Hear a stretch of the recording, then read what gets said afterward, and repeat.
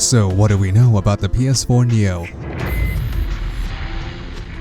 Since other companies are launching new hardware in the foreseeable future, for instance, Nintendo's NX is going to turn some heads, and Microsoft is about to launch the new Xbox One S, in addition with Project Scorpio. So I thought I'd give my own 2 cents on Sony's new console. I know I typically don't talk much about Sony-related content on this channel, but I thought I might expand into gaming topics in general. So back to the topic at hand. The whole PS4 NEO or the PS4K question first came back in April of 2016, when Giant Bomb reported that Sony is indeed working on the console, which is codenamed as NEO, which links to the PSVR, which is codenamed as Morpheus. So I am assuming that someone in Sony is a Matrix fan. Anyways, during a recent interview with the Financial Times, Sony Interactive Entertainment president Andrew House said some pretty neat stuff. He stated that the PS4 NEO will indeed be more expensive than the standard system. House went on to say that the NEO is geared and marketed towards the hardcore audience, and the console is intended to sit alongside and complement the regular PS4. Moreover, both systems will be active throughout the PS4's lifetime. However, what if I told you that Sony has a unique marketing strategy for the system? And okay, enough of the Matrix memes. But since the new console was not revealed at E3 2016, and Sony still hasn't announced a release date nor a definitive price, what does this all indicate? Back to the Andrew House interview, the PS4 NEO is marketed to those who have a keen interest in 4K content, and consumers would require a 4K television to really get the most out of the system. Now, this comes at a bit of a conundrum. I have talked to a couple of friends of mine about this issue and we came up with a theory. Firstly, investing into a PS4 NEO might be a bit expensive. While we don't know the price of the system exactly, Sony has stated that the console is more expensive than the standard PS4. And since the normal system is selling at roughly $350 at retail, the PS4 NEO might be hitting past the $400 mark.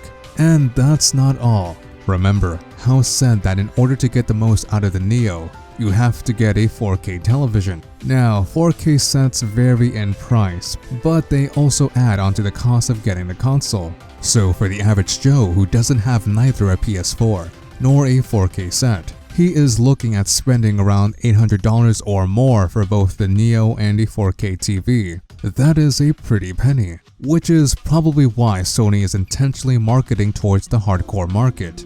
And this is where Morpheus comes into play, or the PSVR. Now, Sony's virtual headset is getting a lot of attention. Compared to other VR headsets, the PSVR is a relatively affordable piece of hardware. That being said, the system is being sold around $400 at launch.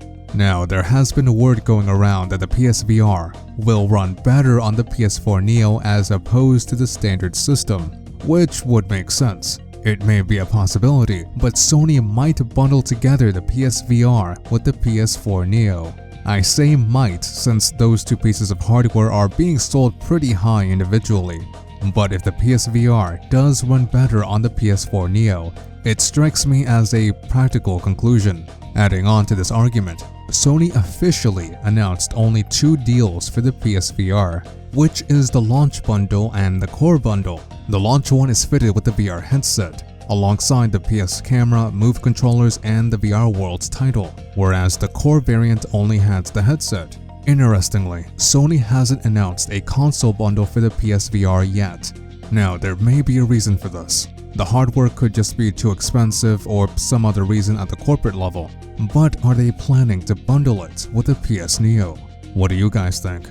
The PSVR is set to be released on the October of 2016. So when will the PS NEO be released?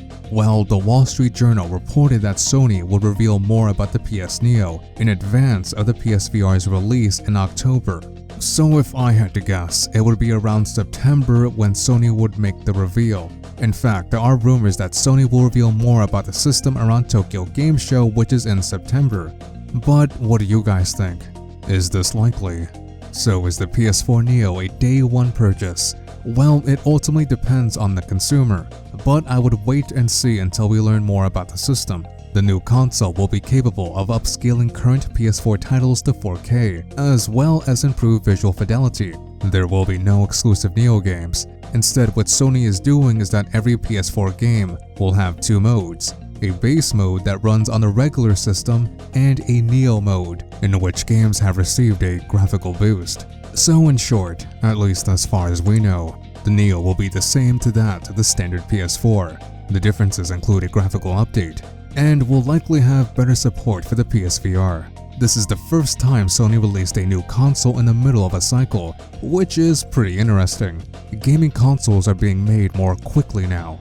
It really seems as though gaming generations are blurring altogether, as gaming development is becoming more and more ambitious. It is possible that this can be a new trend we are seeing. On a final note, there are rumors that Sony might reveal a PS4 Slim alongside the PS NEO. Not sure what to make out of it, but thought I might mention it. So what do you all think about this whole debacle? Will the PS4 NEO be bundled with the PSVR? Will you get a PS4 NEO? Would love to hear your comments. So, do you like this? Should I make more Sony-related videos or gaming videos in general? Let me know. Anyways, I enjoyed our time talking to you. Please have a safe and relaxing rest of the day. Subscribe if you like the content you see, and take care.